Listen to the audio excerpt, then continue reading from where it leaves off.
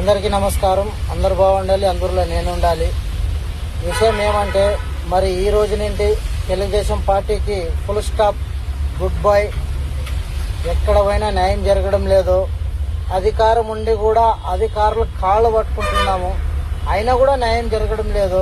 Collector ఆఫీస్కి పోయినాం, న్యాయం జరగలేదు. డిఎంహెచ్ఓ ఆఫీస్కి పోయినాం, న్యాయం జరగలేదు. లాస్ట్కి మన జిల్లాలో ఉన్న ఎస్పీ సార్ ఆఫీస్కి వస్తే కూడా మాకు న్యాయం జరగడం లేదు. ఇంకా ప్రభుత్వం మాకు ఉంటే ఎంత, పోతే ఎంత.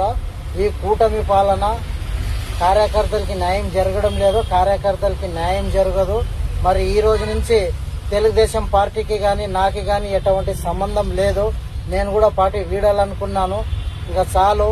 స్టేషన్లకు పోయినాము, ధర్నాలు చేసినాము, ప్రతి గడప దొక్కినాము, ప్రతి కార్యకర్తకి కలిసినాము.